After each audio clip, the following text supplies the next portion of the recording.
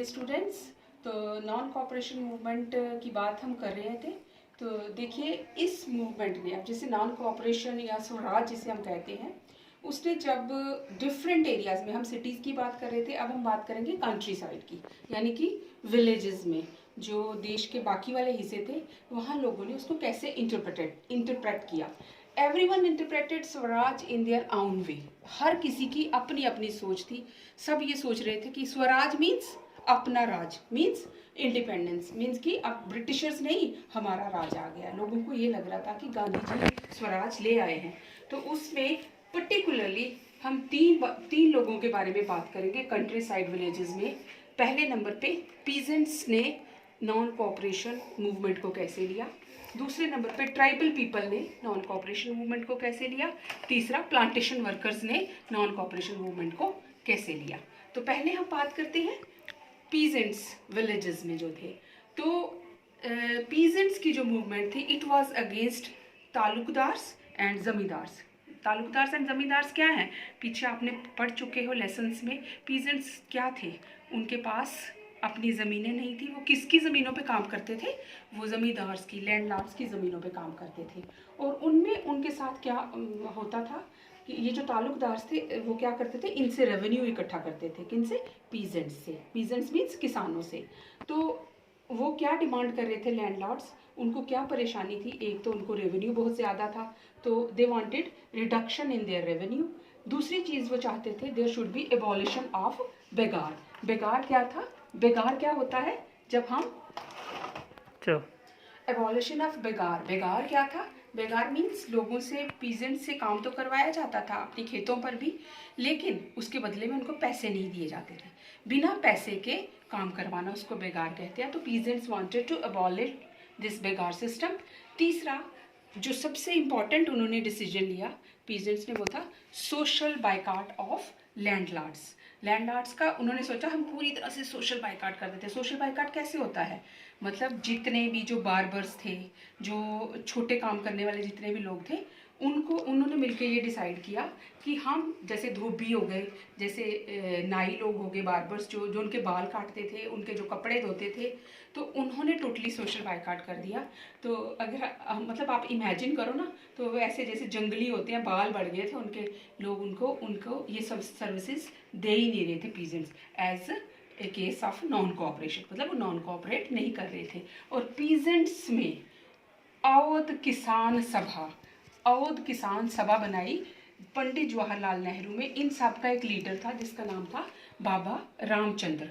और पंडित जवाहरलाल नेहरू जो है वो बाबा रामचंद्र से मिले, और फिर इन्होंने मिलकर एक अवध किसान सभा बनाई, जिसमें फिर उन्होंने अपनी डिमांड्स को ब्रिटिश गवर्नमेंट के आगे रखा। दूसरी तरफ फिर हम दूसरी ग्रुप में आते हैं ट्राइबल पीपल। तो जो ट्राइबल पीपल थे उनकी बात करें तो ये गोदम हिल्स थी, गोदम हिल्स जगह का नाम था।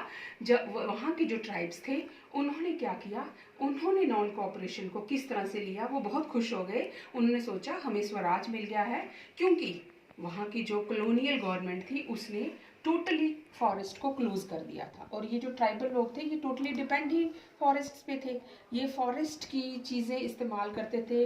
लाइवलीहुड इनका पूरी तरह से फॉरेस्ट पे निर्भर था।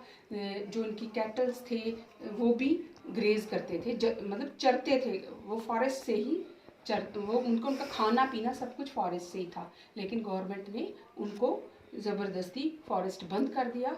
लेकिन these people thought that forest belong to us, वो सोचते थे कि फॉरेस्ट तो हमारे हैं, ब्रिटिशर्स कौन होते हैं हमें रोकने वाले।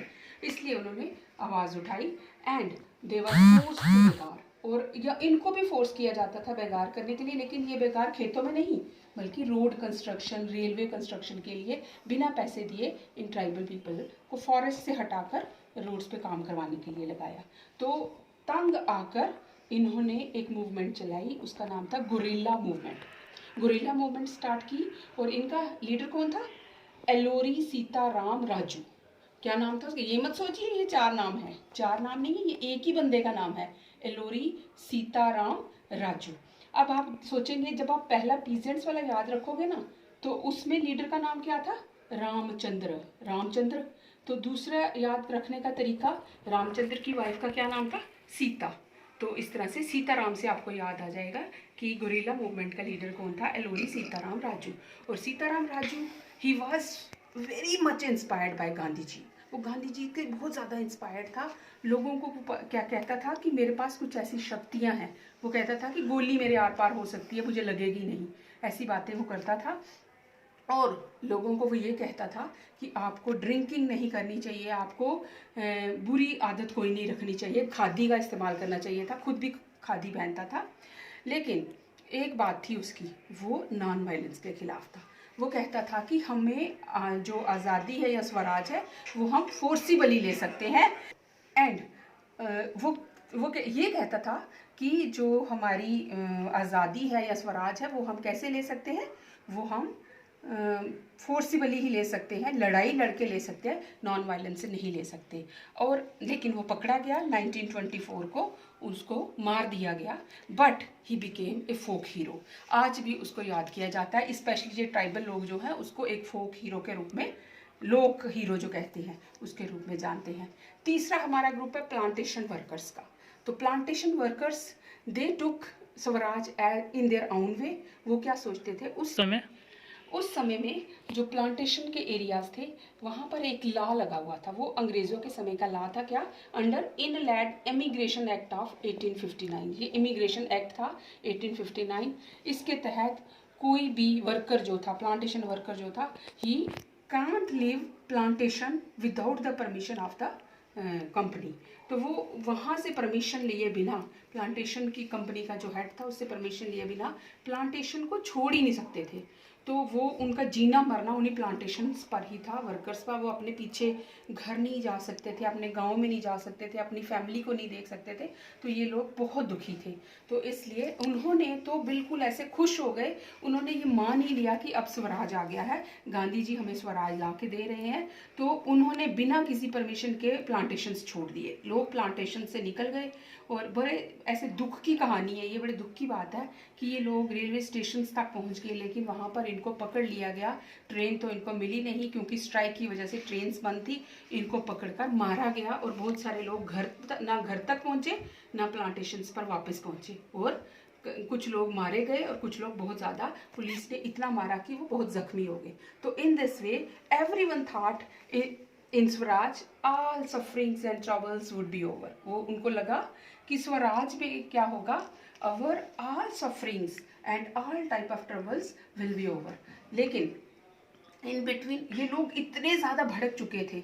सिटीज़ में भी आपने कहानी पहले ही सुन ली है कि लोगों ने वो कर लिया था, अटैक्स शुरू कर दिए थे, होली जलाई फॉरेन गुड्स की।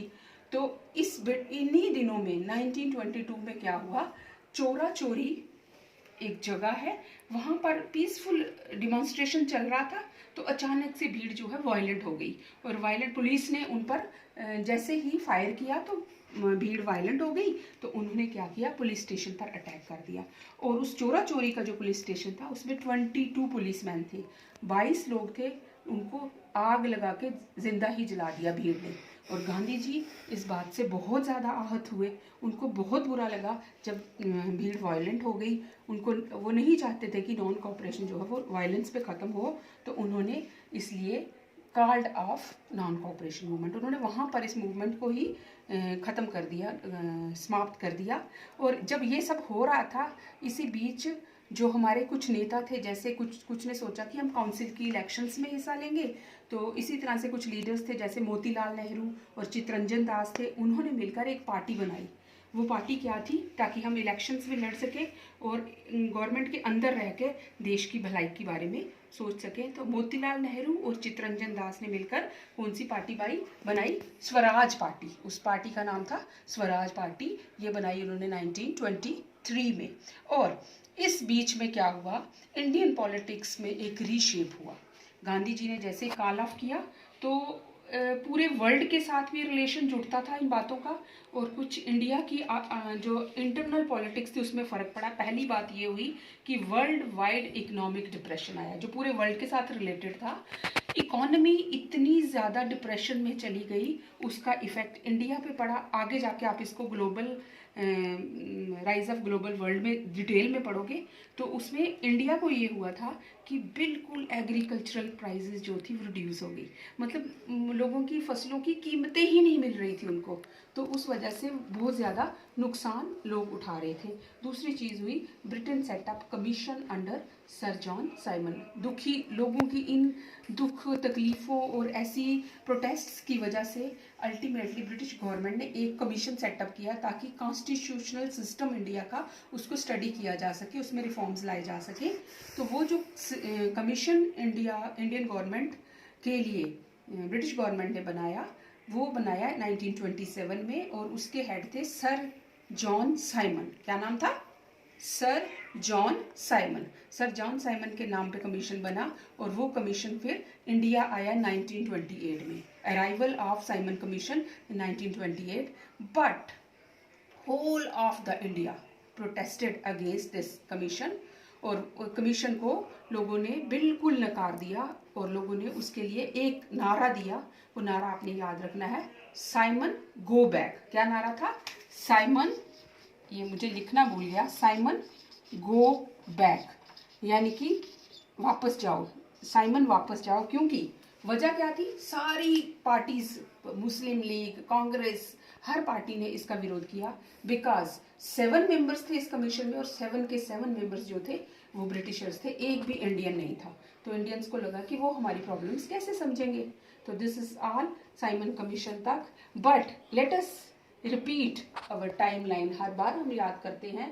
1920 में कलकत्ता सेशन ऑफ कांग्रेस हुआ, जिसमें गांधी जी ने हिंदू मुस्लिम्स को यूनाइट करने का सोचा। 1920 दिसंबर नागपुर सेशन ऑफ कांग्रेस में कांग्रेस मान गई कि हम नॉन कोऑपरेशन में हिस्सा लेंगे। 1921 में फिर खिलाफत and non cooperation movement start हो गई जनवरी 1921 में।